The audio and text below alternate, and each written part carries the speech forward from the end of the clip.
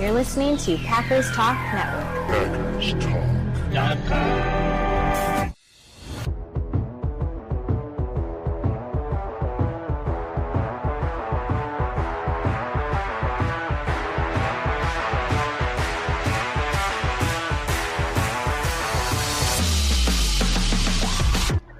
Welcome to the Packers Weekly Podcast, part of PackersTalk.com network.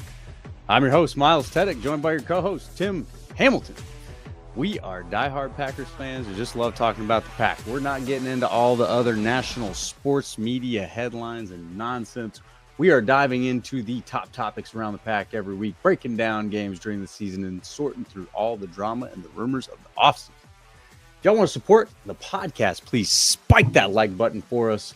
Follow us on all the socials. Most importantly, jump on over to YouTube. Pause this thing right now. Head over there. Type in Packers Talk. Hit search. Hit that subscribe button on the Packers Talk YouTube channel. We would love it. There's a little bell next to that for some bonus points there. Let you know when we're streaming live. Those things really make a big difference. So thank you guys to our subscribers, our listeners. Good evening, Tim. How we doing, sir? We doing good? Good evening, Miles. Yeah.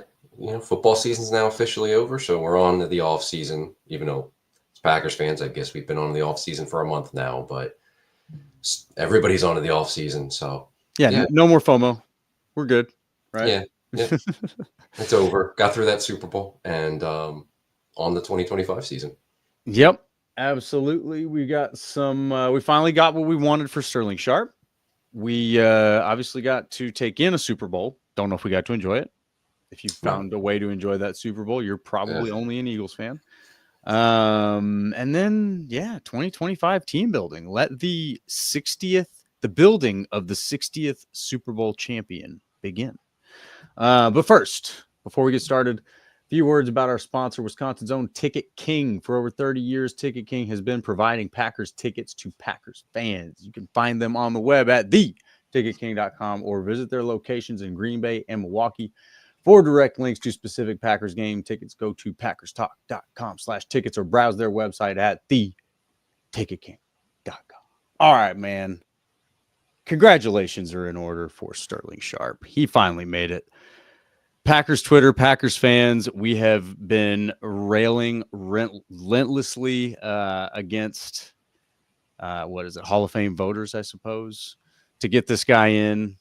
25? Has it been 25 years? You said 25 years. Has he been eligible for 25 years? Yeah, I think it's something. Yeah, I think I'd have to go back and check. It's around 25 years because he was original. He's now a senior member, so that's how he got in this time. So, yeah, long wait, but that was the best. That was the best news to come out of the week in New Orleans for the Super Bowl. Sterling finally getting in, much deserved. Yeah, it's long overdue, but celebrate it now. He's personally, he was like my first favorite Packer growing up as a kid.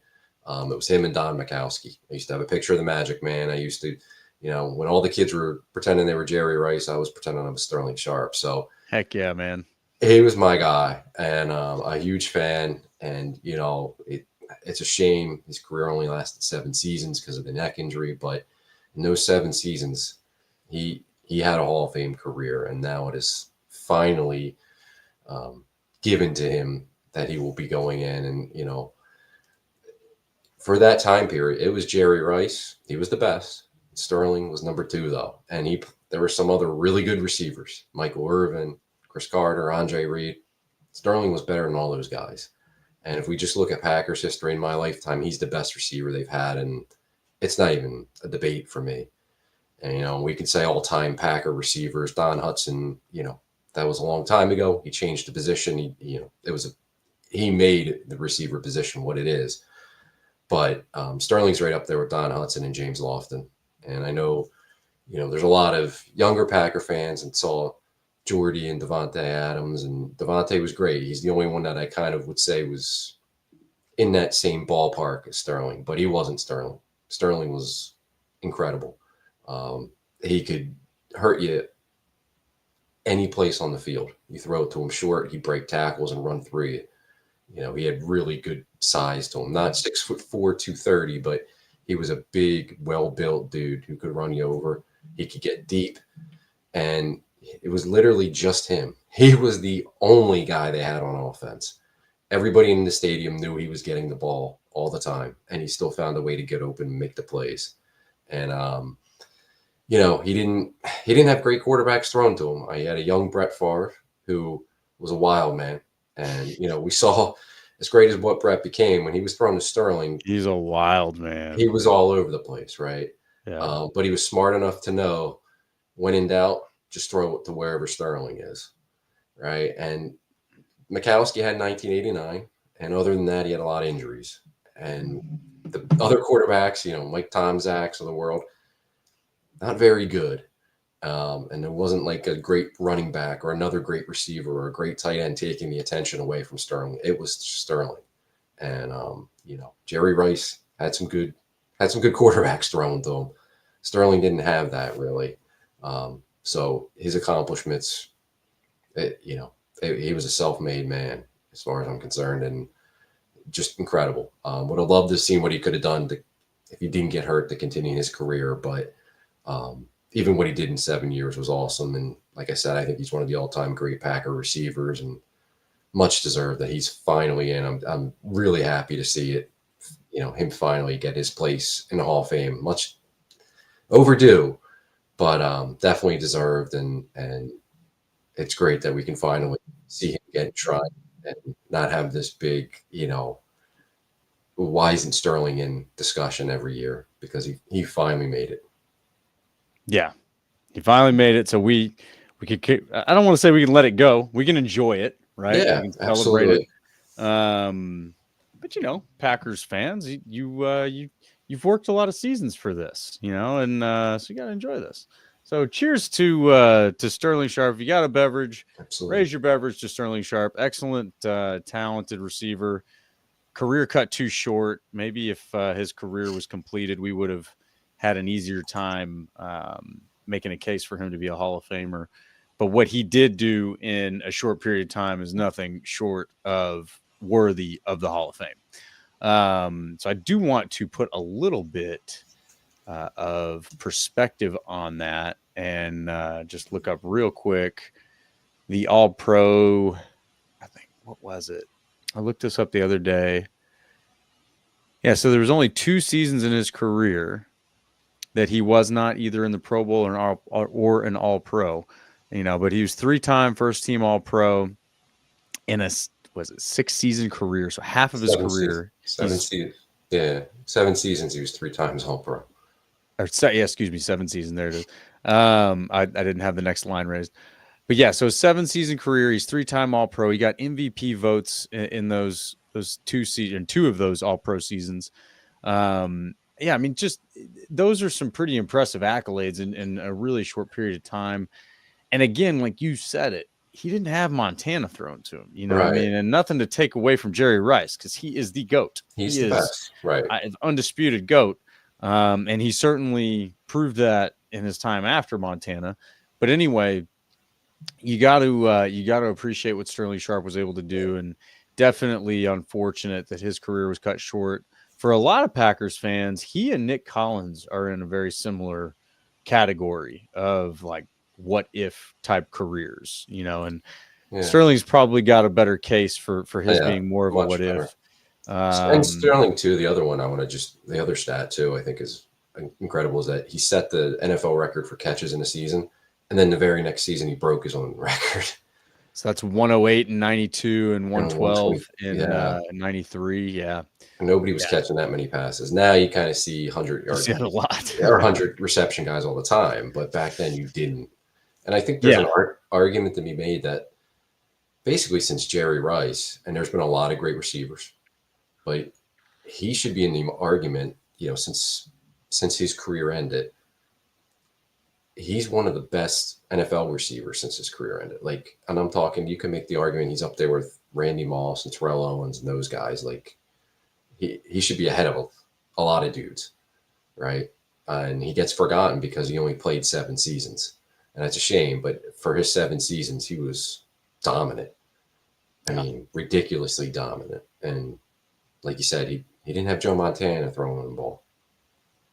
No, and when he did, I mean, when not that he did have Joe Montana, but when he did finally have Brett Favre coming into his prime, got 18 touchdowns in 1994. Man, 18 touchdowns is a big season. That's Especially, a big season for a receiver. And a receiver in what 1994. Like Yeah, that's it's a different game. They didn't a throw the ball as different much, game. Yep. right? So that's 18 receptions then or touchdowns then for receivers, like what 25 nowadays. Funny enough, he wasn't all pro in that season. He just went to the Pro Bowl. Yeah. Sorry, So 18 touchdowns. yeah, he was phenomenal, and anybody that wasn't around to see him play, like your off-season project is to go on YouTube and find old highlights of Sterling, old games of Sterling, and just watch him because he was awesome. And I can't even compare him to anybody that's playing right now just because he was a different kind of receiver because of how big, and he wasn't this huge receiver. He was what, 6'1" or 6'2". Beefy. You see pictures of him, he's jacked. Right. And he was a physical receiver, but he could get deep on guys too. And he could run. So kind of maybe comparable to AJ Brown. Is that fair? That's one that would, I think you could use, but AJ Brown's not close to as good as what Sterling was. But that's as far as like the size goes, AJ Brown would be a good comparison. But go back and watch old Sterling games and clips. He was incredible. Yeah, no, he was, and so definitely well deserved. Congrats to Sterling Sharpe making the Hall of Fame. You love to see it, Packers fans. One thing you don't love to see is a bad Super Bowl. We got a bad Super Bowl this year. We did. Yeah. What was your immediate reaction to this game? Well, living in the Philadelphia area, not being an Eagles fan, my reaction was I hated it. Hated watching it, but at least, it was over by halftime, or probably even a little bit before halftime. So kind of just, it sunk in, and, I knew it was coming, and not a good Super Bowl for me. Well, it just definitely is not the team I wanted to see win, but it was an ugly game, and it was a blowout from the beginning, and the Chiefs were just overwhelmed by the Eagles pass rush. I think it's a very easy Super Bowl to break down. Like, I don't think there's a whole lot of what ifs or a whole lot of analysis. The game was dominated by the Eagles pass rush, and that won the game. Like, that was the number one factor. Jalen Hurts played a nice game at quarterback. I think he played really good once they had a big lead for him. But that's like way secondary. Their pass rush was just overwhelming on Patrick Mahomes. And they couldn't block anybody, the Chiefs up front. And then it made Mahomes leave the pocket way too early. He had happy feet. Even Brady was pointing it out on the broadcast, was just how fast his feet were moving and like just not setting. He was feeling the rush, and he was feeling it early on. And the Eagles physically just dominated the offensive line, and everything fell apart for the Chiefs from there. Mahomes was terrible with his decision making, and they didn't try to run the ball. And then when they finally did, they couldn't, and it just all fell apart. It was very similar, I think, to the last time the Chiefs lost the Super Bowl against Tampa, where Tampa just overwhelmed them with a pass rush, and Mahomes was running for his life in that game. And that's the great equalizer to a great quarterback: pressure. Get it, pressure on him. And we've seen him go down twice in the Super Bowl now. When Brady went down the first time against the Giants, when they were going for the perfect season, it was because of a 4-man pass rush from the Giants defensive line. Like, a great pass rush can beat a great quarterback. And that's what it was. And the Eagles just came in waves. Like, everybody won their matchups up front. And to see a team get that much pressure without even sending a blitz, like, they just sat back with 2 safeties deep and played zone coverage, I think 90% of the time, and rushed 4 guys and got home constantly. And when you're getting whooped up front like the Chiefs did, there's not much you can really do. There's not much you can do. Right. Like, at that point, you can't do anything. Nothing comes together. You can't try to call a play. It's not going to unfold the way you need it to. Right. Like you can have all the bells and whistles, but if you can't block anybody, forget about it. You got no chance. So yeah, it was just a relentless, overwhelming pass rush and reinforced to bring this around to the Packers. It reinforced the offseason priority, beef up the pass rush, go get one pass rusher. And then that's not enough. Go get another one.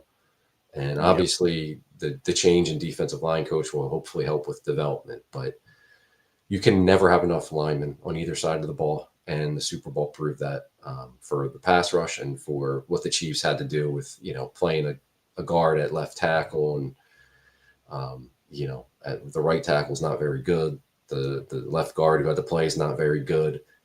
The left tackle is a good guard. He's not a good left tackle. Like you need linemen. And we saw that happen to the Packers when Elton Jenkins got hurt against the Eagles. It opened the floodgates. Yeah. So you better win up front. It's still a trench game. And to the Packers' credit, they had a top 10 defense this season without a consistent pass rush. Imagine how good they can be if they had a consistent pass rush. They're right there. I think that's one thing that I took away from this game.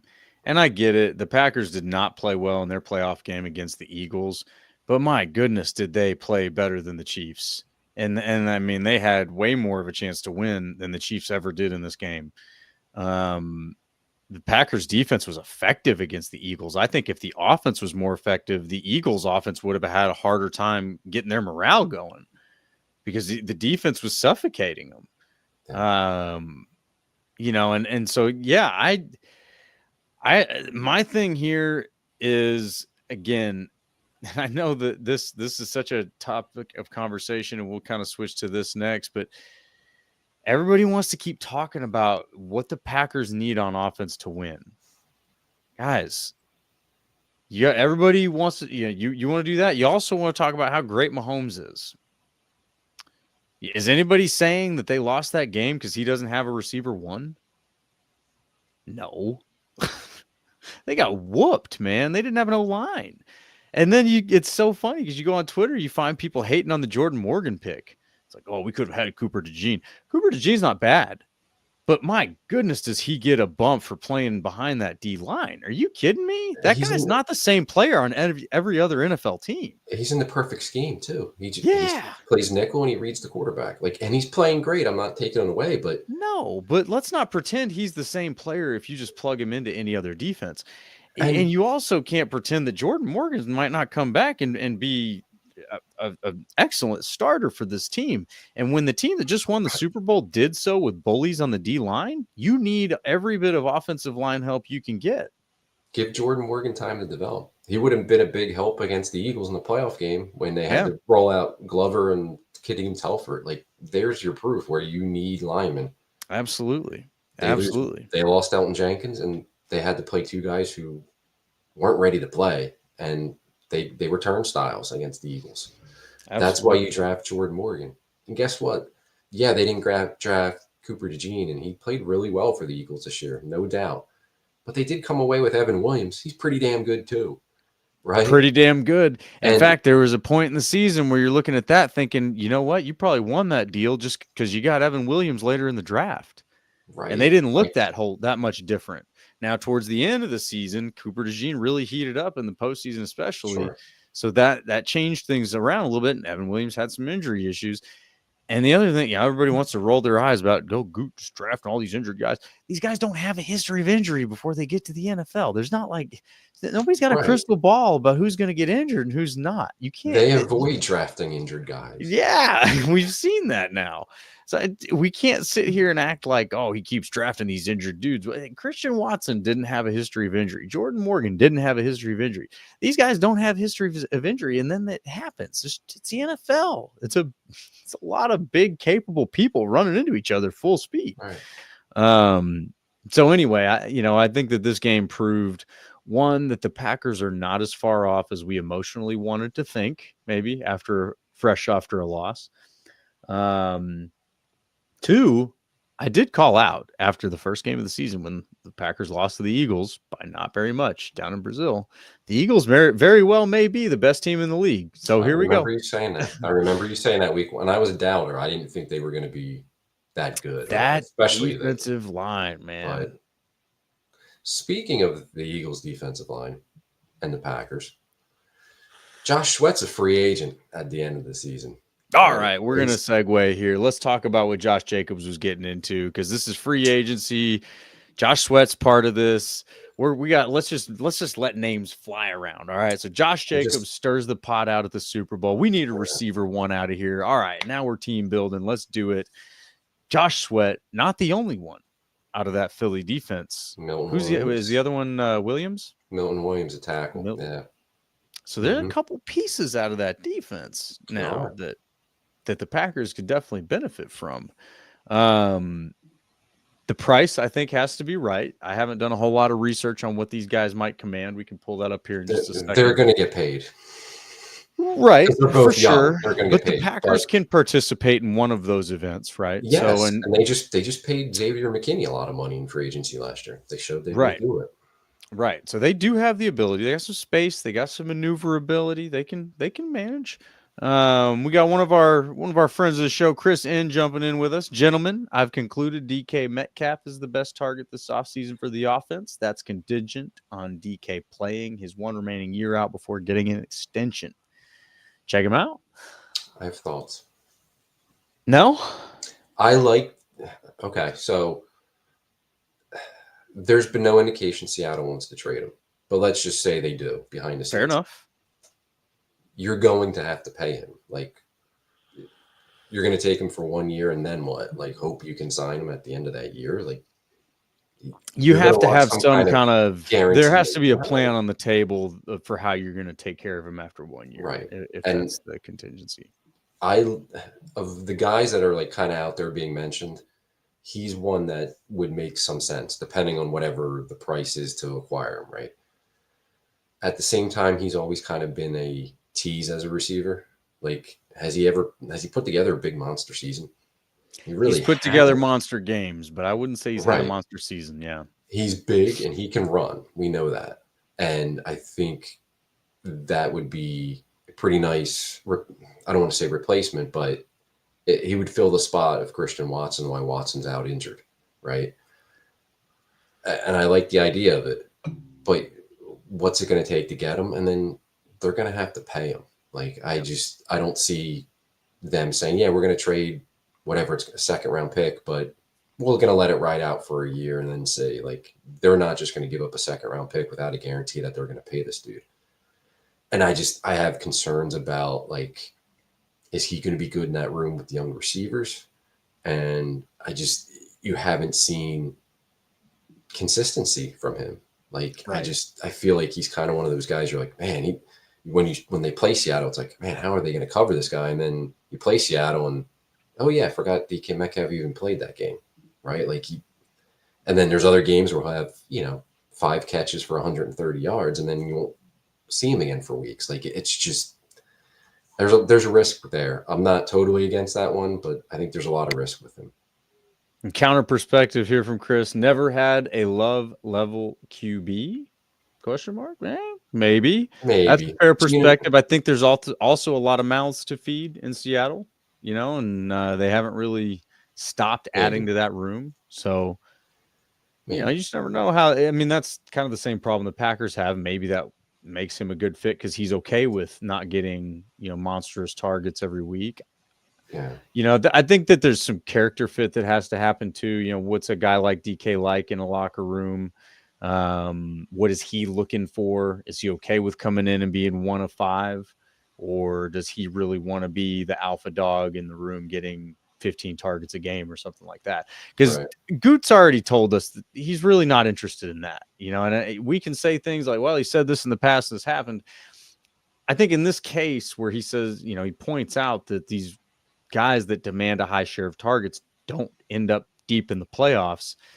That's a philosophical cue, right? Like, that's not saying, hey, we're not going to do that. That's saying, like, statistically speaking, it's not the right move from our perspective, right? And so if that's the way they think, and then you get a guy like that, just say you get to have a conversation with him, you get to understand who he is, you call up a buddy of yours in Seattle, hey, what's this guy like? And you find out he needs to be the alpha dog, conversation over. You're just not even going there because it's against your philosophy and probably won't jive with a room full of young dudes that need a good influence. But yeah, Josh Jacobs stirred the pot by saying they need a real receiver one, which I think those are some direct words, man. We know at least Dontavian Wicks wasn't okay with it. Right. I'm sure there'll be some just friendly banter there. They'll probably, I don't imagine that'll be a real permanent fissure between the two, but no, I think the point that he was trying to make, at least here's my 2 cents on it. I'll start this. I'll Tarantino. I don't think he's wrong. I think the point that he's trying to make, though, is a very specific one without being specific, right? So when you look at that room, there's plenty of talent in that room. And if you're being honest with yourself as a Packers fan, you've seen every one of those guys have a game that made you think that he could be receiver one, right? Christian Watson, Romeo Doubs, Jaden Reed, even Dontavian Wicks. They've all had a game where you go, dang, that dude, though, he could be that dude. And then the consistency doesn't show up. And there's a lot of reasons that could be for that are out of their control. Injuries are certainly one of them. Game plan's another. Who knows what's going on with Dobbs? He had a little freak out there. There's a lot of things at play. The thing that really aligns with all that, the oldest dude in the room is 25, right? Like 25. Man, when I was 25, I was not a polished professional. I had a lot to learn when I was 25. I was still figuring things out. I was still, there was a lot. I mean, shoot, I'm still learning a lot. I'm not like some chiseled old vet here in my professional career. But when I was 25, I was a dummy, man. Like I was motivated by different things. My thought process was not nearly as deep. There's just a lot of things that you don't pick up on philosophically and just from a maturity perspective when you're 25 years old. Now you drop a guy in that room who's been there, done that, a guy that commands respect.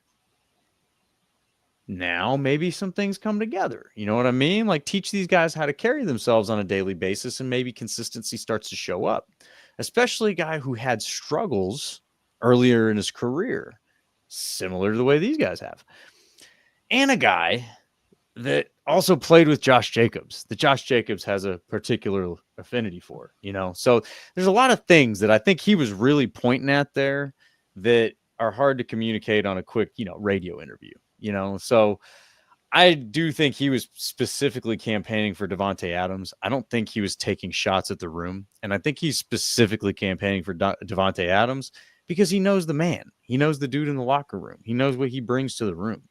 And he also understands the respect that the guy commands, So that's my take on it. What do you think, man? I think that all makes a lot of sense. Yeah, I agree with you there. As far as the current receivers, if anybody's upset about it, tough. Like, go and prove them wrong. Maybe this will motivate them a little more. Like, prove them wrong. And I also think that this is kind of what the Packers set themselves up to kind of go through. Like, they reset that receiver room to go all young guys. And this is the risk you take. You want them to grow with your own quarterback. Well, there's going to be growing pains. And receivers went through that. The quarterback went through that.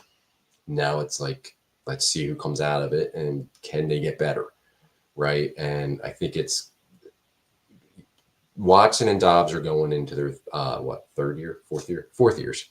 Mm-hmm. Reed and Wicks are going into their third. It's getting to be put up or shut up time. Like now you need to be out of that growth period. You need to be consistent. But this is what they were set up to be, like, grow together, learn together, go through the ups and downs. It's part of it. And yeah, I think Jacobs isn't saying these guys aren't good or these guys can't play. I think he wants somebody that's proven that can bring that consistency to the room that they haven't had.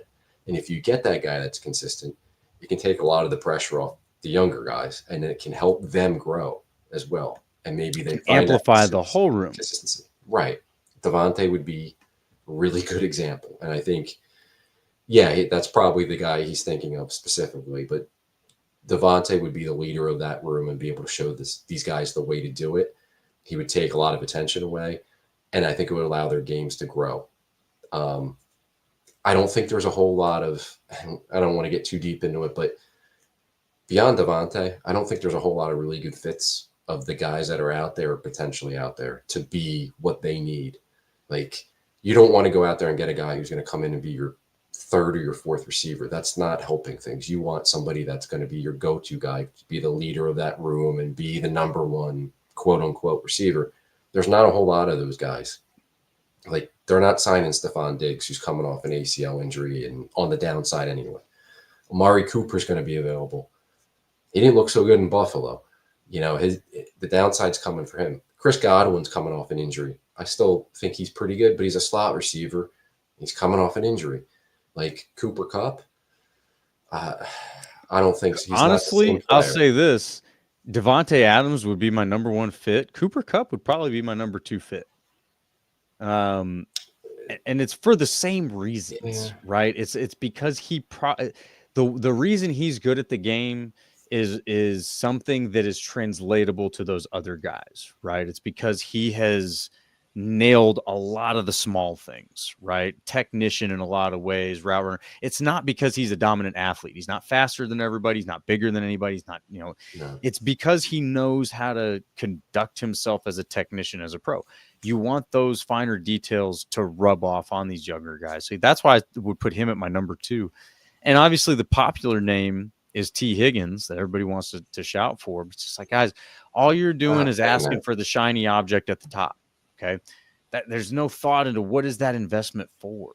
And when you're paying, what the guy is asking for is 30 a year, essentially. If you're paying somebody 30 a year, you have to get them 15 targets a game. You know what? You can't pay somebody 30 a year to touch the ball a couple times a game. That's crazy. The Packers aren't playing a free agent receiver that kind of money. And right. I'm not even convinced he's a sure number one receiver. Like, I have a lot of doubts about T. Higgins. Nice receiver, but not a $30 million, no doubt about it, number one receiver. No. Well, and we don't have to get into the team building of the Bengals, because I'm sure there's holes and all of that. But everybody's argument about receiver one and all of this and T. Higgins, this and that, it's like, listen, T. Higgins has been across from, I would argue, the best receiver in the league from an ability standpoint over the last couple of years in Jamar Chase. Obviously, production's a different argument, but just from pure ability, I think that guy is the best receiver in the league right now. If you're going to tell me T. Higgins is number one and T. Higgins is the missing piece, why is T. Higgins across from Jamar Chase with Joe Burrow not good enough? Right? Like, that's probably one of the best trios you can imagine in the league, as far as like two receivers and a quarterback go. Why is that not good enough? If that's what it means, if that's what it takes, it's because that's not what it takes. Like, that's the real answer. Just keep throwing this out there instead of asking rhetorical questions. But that's because it's not what it takes. So to pay a guy $30 million a year to not be the missing piece is pretty much out of the question. Right. All right. And I think they need that guy. I just think it's a very, very small list of guys that realistically you could get. Like, you're not, if DK Metcalf became available, maybe. But like, realistically, it's a very small list. And I think it's highly unlikely Devontae's back, but he would make sense. Regardless of whether they get a quote unquote number one receiver, they need receiver help, because Christian Watson, according to his father, is going to be out to week 10 or 12, right. Depending on how his recovery goes. It could be shorter, could be longer, but you need to replace that. And Romeo Doubs is coming off 2 concussions. So he might be good to go for next season, but until he takes a hit, you don't know how long he's going to last, right? And he's going in and he's already had his own set of issues, right? And a guy who gets multiple concussions like that usually is not going to have a long career.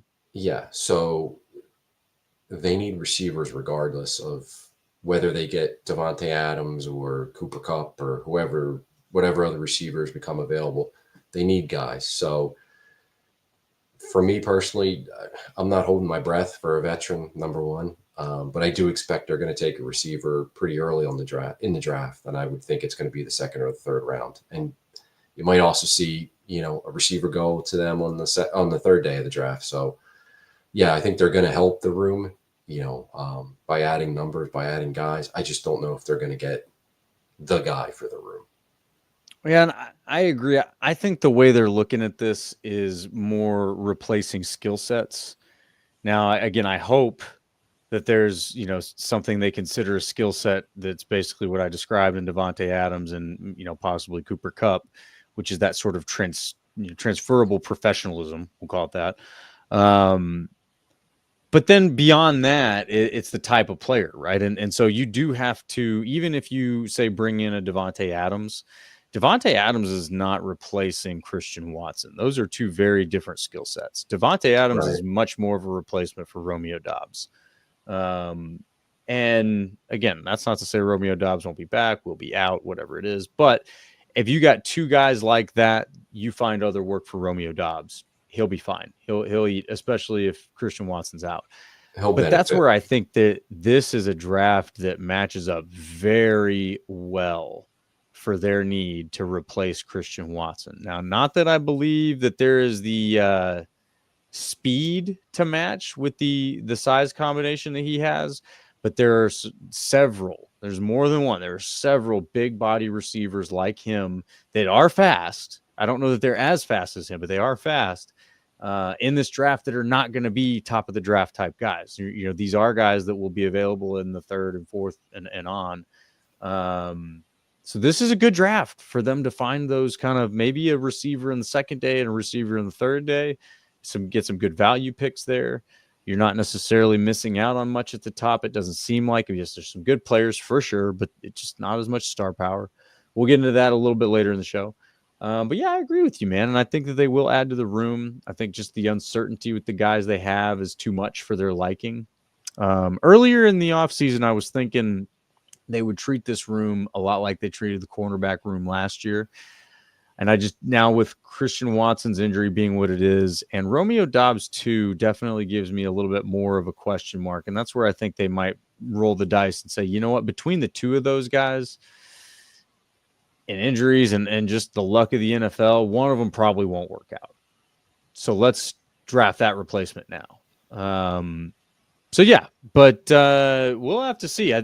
Our buddy Matthew Tan has an interesting suggestion here. Good to see you, sir. Here, what about Alan Lazard?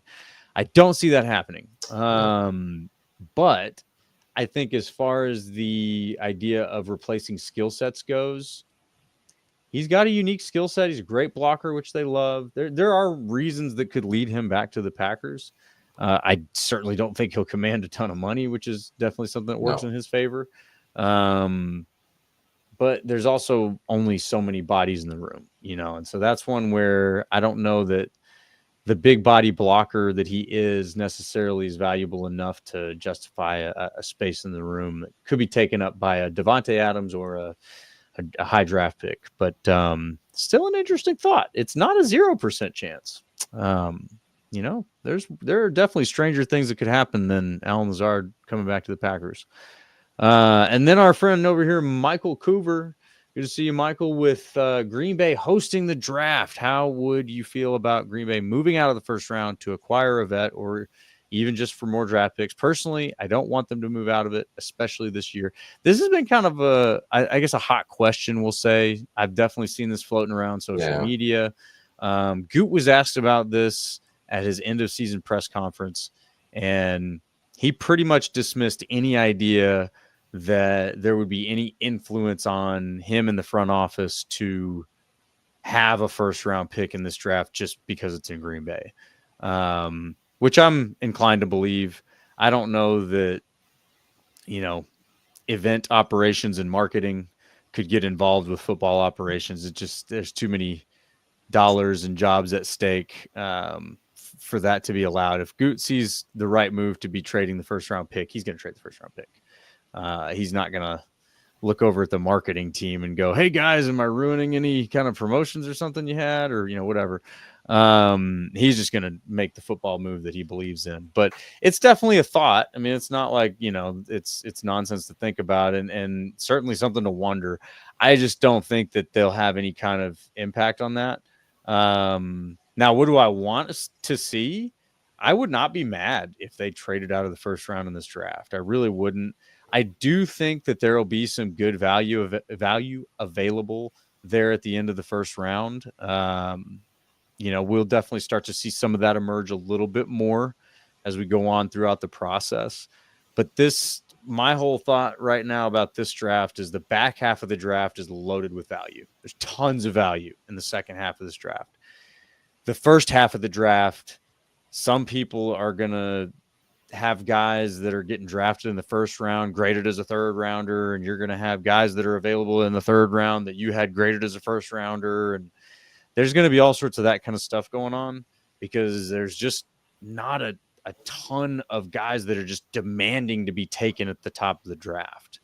There are really good players out there, but the pool is it's just kind of hard to distinguish, right? It's very even right now. So, the combine has a way of separating some guys with speed and strength and explosion through the jumps. But I do think that the back half of the draft is going to be where there's a lot of value.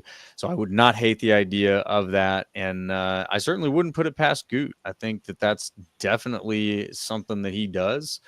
I think he sees the draft as a numbers game, right? We talked a little bit about this last draft offseason, and I'll do another one of these analysis. But not too long ago, I did a small analysis comparing 10 years of Bears draft classes versus 10 years of Packers draft classes. And the majority of this analysis included Ted Thompson draft classes. So take that for what it's worth. But ultimately, the hit rate was about the same. Hit rate being a guy who was kind of a starter at the very least, a contributor, and that, do with that what you will. But both teams were about 55%, right? As far as how many guys they'll get that are impact players out of a draft. The difference was the Packers literally drafted twice the amount of players. So if our hit rate's the same and I'm drafting double the number of players as you, I'm going to end up with more impact players than you. And I'm going to be a better team than you. So that's, when we're all getting riled up about Goot and, he's missing on these first round picks and all that kind of stuff. Or if you're, not happy with the idea of trading out of the first round, just remember that, right? Like at the end of the day, you're taking a number of bodies and that's it, right? Where they were taken really is irrelevant. You're finding a franchise left tackle in the 7th round. You're finding a starting cornerback in the 7th round. Just let the man work. Right. Because he's finding twice the amount of players than the Bears.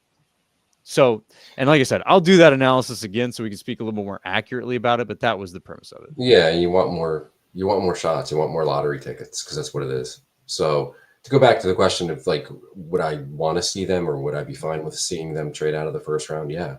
I mean, whether that's for a veteran or if they need to trade back and get more picks, because they don't have anybody right there at 23 that they really like, I'm fine with that. Like, I don't think they have to stay there just because the draft is in Green Bay. They must take a first round guy.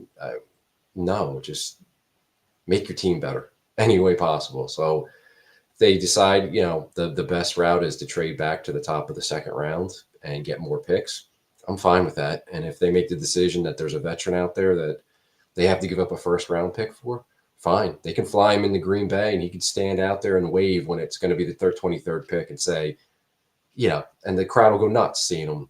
If it's Max Crosby or whoever, like the fans will love it. They're not going to care that they didn't have a first round pick because they got Max Crosby, right? Exactly. So, and if there's pressure from Mark Murphy or anyone in the building on Goot to make a first round pick, I sure as hell hope not. I don't think so. There better not be, because it should be about improving your team, not about making your fans happy because the draft's in Green Bay. That's Jerry Jones level stuff right there, guys. You want to know how that plays out? Look how Jerry Jones has done. Right. Millions of people are going to be watching a draft, and millions of people are going to be in Green Bay for the draft, whether the Packers have a first round pick or not. They're going to be making a ton of money off this thing. So absolutely, it should not have anything to do with it. It should not influence what Goot does in any way possible. And I don't think it's going to. Like, they're a well-run organization. Not that they don't make mistakes or errors. They do. Right. But I can't believe that he's been told you have to make a first-round pick. Like that, no. So no, I think it's kind of a laughable idea from his perspective. Honestly, if somebody came to him and was like, "Hey, man, you got to hold on to that first round pick. I think he'd probably chuckle at him and go, "Yeah, that's not Right. for you." So thanks. Right. He's the GM for a reason. That's his job, is to make those decisions. And much higher regarded in the building than probably by your average Twitter user. Right.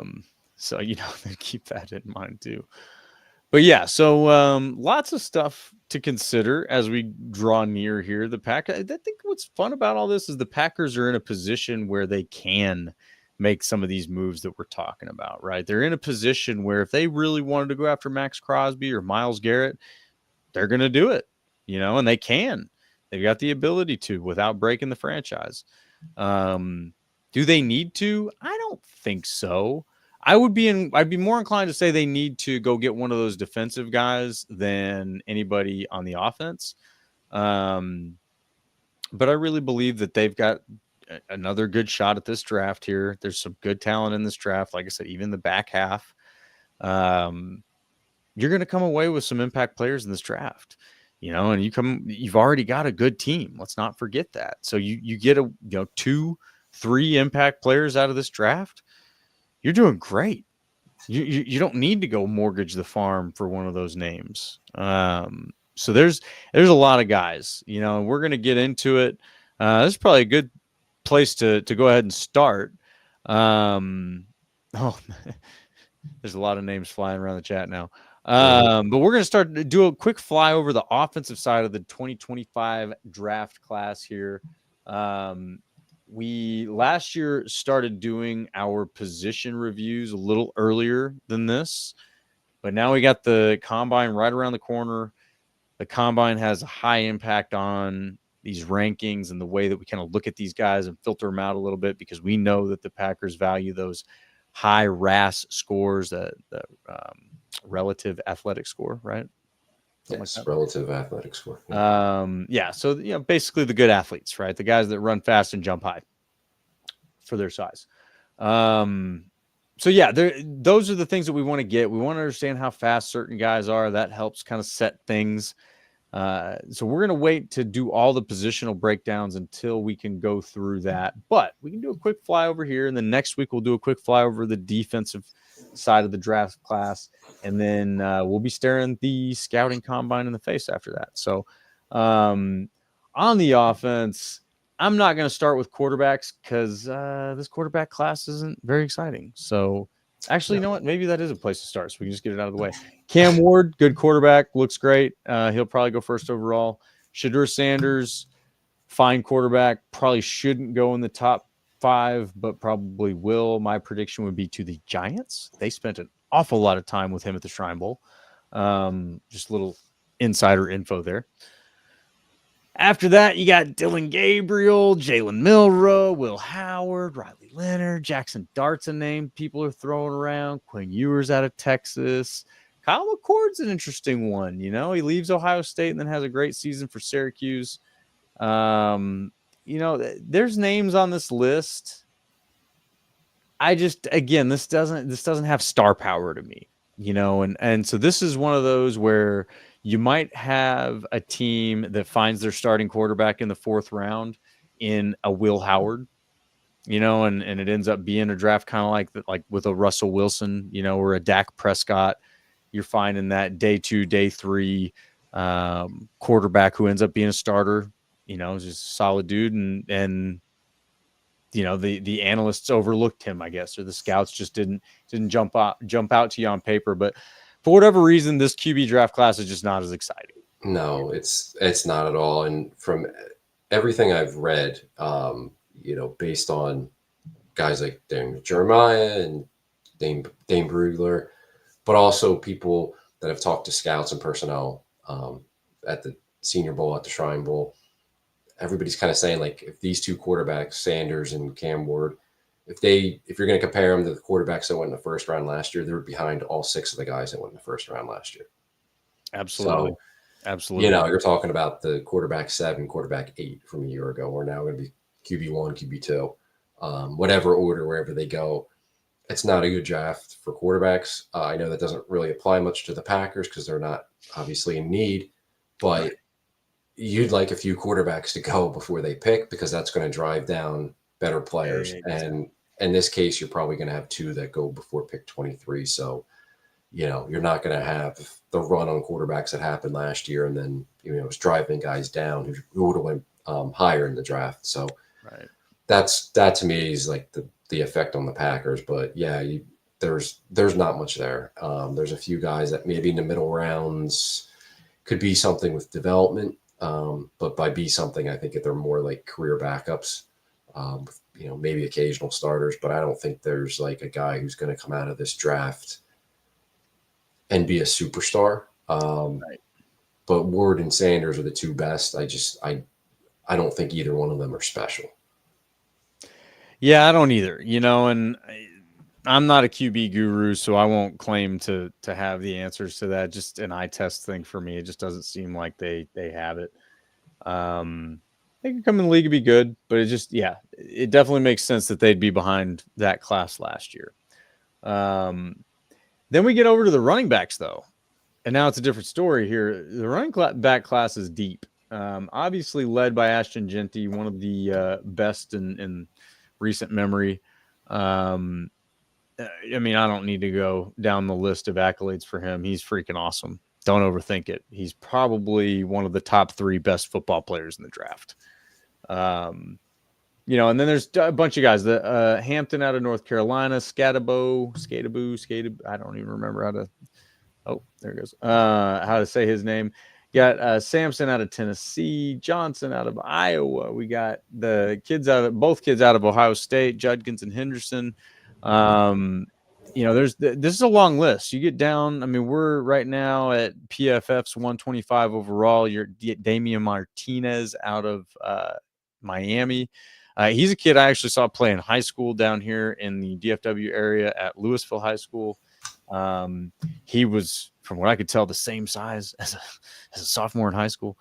He was a big kid then, immediately jumped off the page. He had a good early college career at Oregon State and then transferred over to Miami. But he's one of those. You might get on day 3 and he may come in and have some serious starting snaps next season for a team. There was another one of the guys in the Shrine Bowl. I'm trying to remember his first name. His last name, I believe, was Henry. I think he played at New Mexico this last season, but he actually looked really good. Had just kind of reminded me of Aaron Jones a little bit. Kind of a smaller build, but played big. And there's going to be some serious value to get out of this running back class this year. The list really could go on down. We're almost to like the 200 overall guys. Don't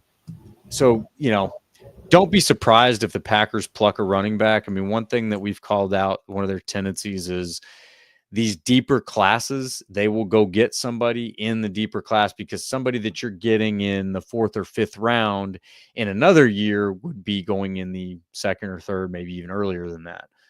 With running backs, a little different. It's harder to find them in the 1st, but or harder to draft them in the 1st, I should say.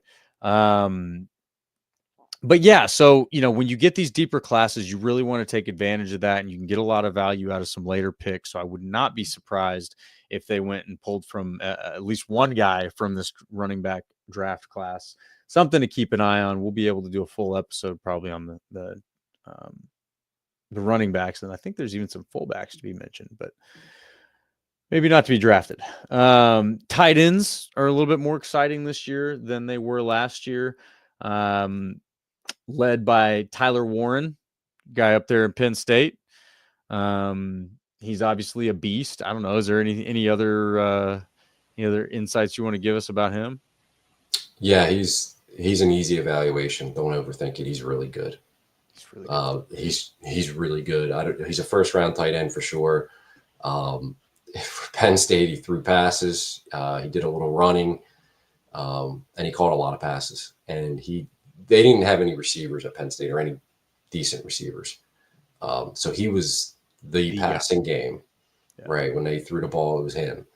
And every team focused on him, but nobody really shut him down too much. It's a great sign.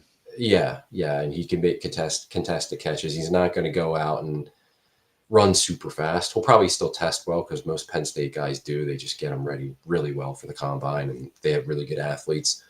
He'll still test pretty well, but I don't think you're going to see like this freak, 40-yard dash or anything like that.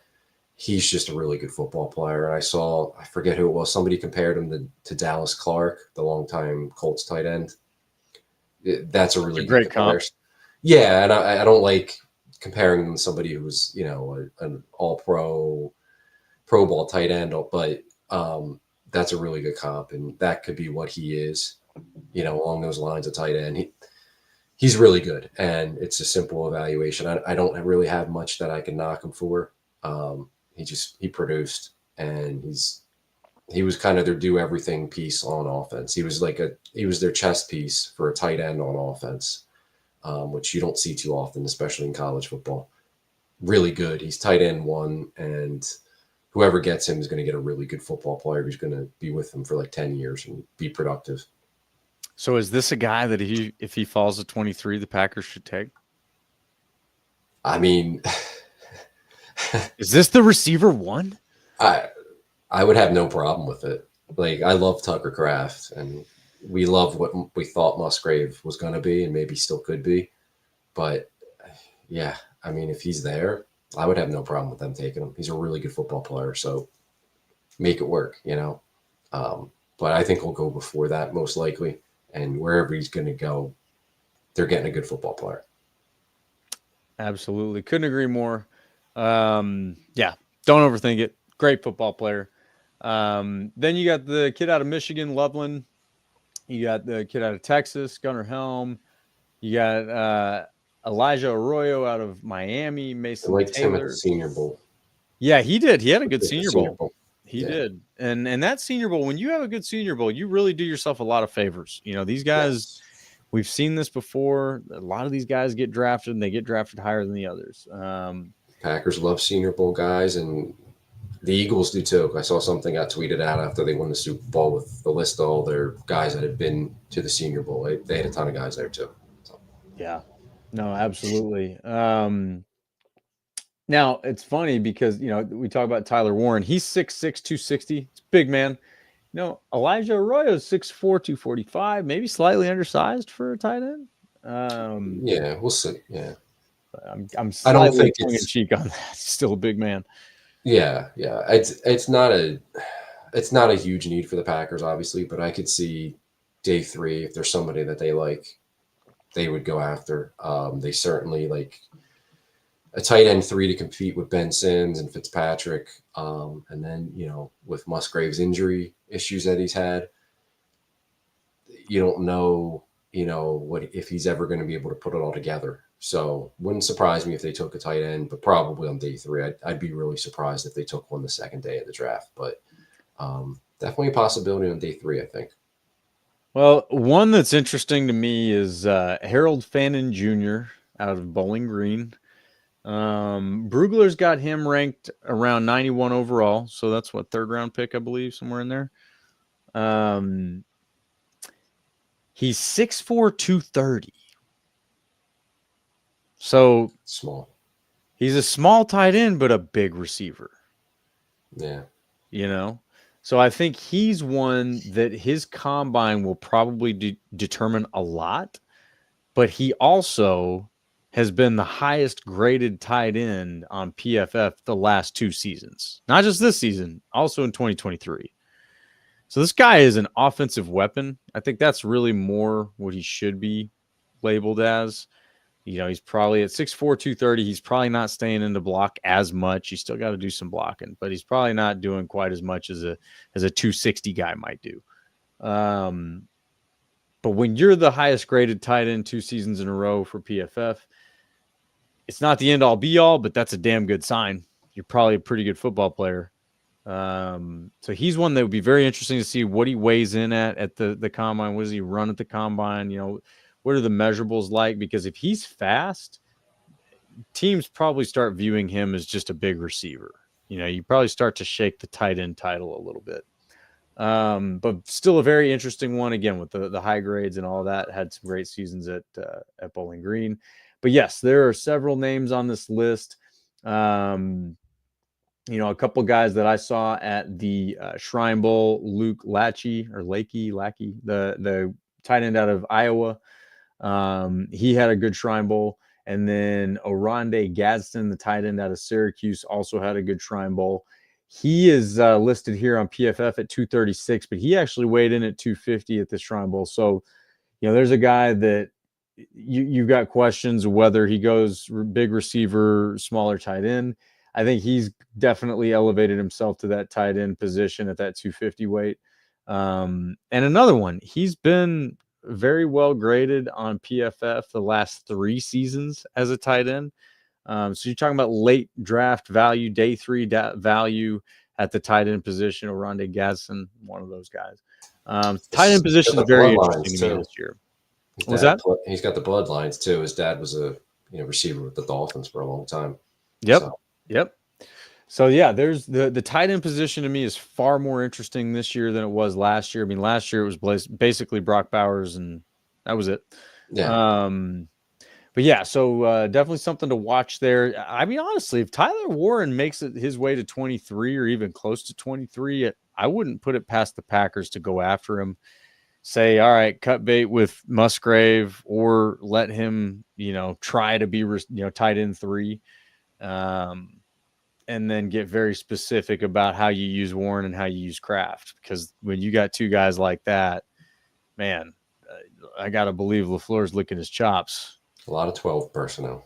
A lot of 12. Oh, yeah, a lot of 12. I don't think Jacobs would be mad about that either. No. So, yeah, those are a couple of good positions, running back, tight end, and obviously the O-line. You always want to build on the O-line. Yeah. There's a lot we could get into here as far as tackles go. I don't believe that this class is quite as strong as previous class. Certainly not last year's class. Last year's class was monstrous. But, there's always going to be some good tackles available in the draft. I think there's a few guys that could be around when the Packers are picking at 23. Connerly from Oregon, Banks from Texas, Simmons from Ohio State. I think those guys could be there. There's the other kid from Ohio State, Donovan Jackson, who was a guard, but then he had to kick out because Simmons got hurt. He kicked out, played left tackle, and was really good for them. So maybe he's going to be a tackle in the NFL. Maybe teams saw that, and now they view him as a tackle. I don't know, but I think there's going to be some guys right there around 23 where they're going to be, somebody's going to be available for the Packers, and it wouldn't surprise me if they take a tackle again in the first round back-to-back years, and I would be fine with it. I'd be a little bit surprised in the first round. I don't know that any of these guys feel like a guy that you can't find in day 2, day 3, and not to say that, I mean, there's obviously a reason you take them higher than the other guys, right? It's not to say that, well, this guy's not a first round pick, but like a Joe Alt, that's a guy you have to take, right? Like, that's a dude you're plugging in. Probably going to be a Hall of Famer if he doesn't get hurt, right? Like these guys that I see that are going to be available for the Packers when they're there at 23, it's like they might be a starter. But it's different because Joe Alt was pick 5? Right. They don't have that. So, but I'm just trying to establish the range of dude. I think they could take somebody in the first round if they look at Jordan Morgan as a guard, and based on his first year, they do. Maybe not long term, but if they think he's more of a guard, they could take a tackle. Rasheed Walker and Zach Tom are both going in the last year of their deals. I would hope, and I think they're going to commit to Zach Tom long term and give him a contract at some point between now and the start of the regular season. I think you have to. You have to, but that might mean that you don't pay Rasheed Walker too. So then you're looking for a replacement, a cheaper replacement, whether that's Morgan or whether that's a rookie draft pick. Could be, they could take a guy a year early, right, as the eventual replacement. So I think tackle's definitely in play for them in round 1.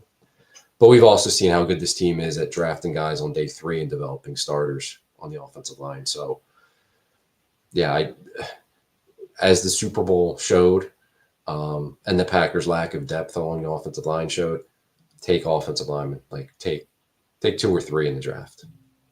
Absolutely. And that's where I look at it and go, all right, at 23, would I be mad about an offensive lineman? No. Um, Gray Zabel is one that I start to kind of raise my eyebrow about because he definitely seems like he's got the ability to go all across the line. Yeah. He So could I be think your, that's the type of player they'd be looking at. Like you'd have to yeah. be a guy who can be a guard or a tackle, maybe a center if you have to be. He could be the Josh Myers replacement table. Eventually, yep. Or this year. But yeah, so that I wouldn't hate like a Zabel, somebody that can absolutely play inside or outside, and maybe he contributes inside this year, and eventually the plan is for him to find his way to tackle, something like that. There's definitely some value there, so we'll get deeper into that as we get closer. But the O line, I think, is good to pick from all across the draft. I would hope that they come away with, like you said, like probably like 3 O linemen. And now the only position we haven't touched on here is the receivers. So I will do a very, very quick flyby of the receivers. Tetaroa McMillan is the guy at the top. Big dude, 6'5", 212, hands like glue. Nowhere near as good as probably the top 5 guys last year. Like after Brian Thomas Jr., then maybe we're talking about Tetro McMillan. So that just kind of gives you an idea. There's good, but the top is not star-studded like it was last year. There's going to be a ton of value at receiver. I would say I would be disappointed if they went receiver in the top 2 picks of the draft, because the guy that you're getting with your first or second round pick is probably not a whole lot different than a guy you could get with a third or fourth round pick. Well, we know they're not taking one in the first round. Yeah, we know, statistically speaking, Right. not going to happen. But maybe with the draft in Green Bay this year, you never know. It changes everything. That would be hilarious. But there are guys that definitely could come and make a difference with this Packers team. One guy that had my attention last year and has only gotten more of my attention is Jalen Royals, Utah State, 6 foot, 205, got the prototypical receiver size, and he was on an absolute tear this season when he got hurt. Go check out his stats. I'm not even going to try to look him up right now, but he had some monstrous games going, but when he got hurt. He's a guy that, I mean, he definitely is kind of that Romeo Doubs replacement type. I think Doubs a little bit bigger than him, but they're a very similar type of player. If he's available at the right place, that is one that I would just absolutely celebrate. I think that he would be a huge grab.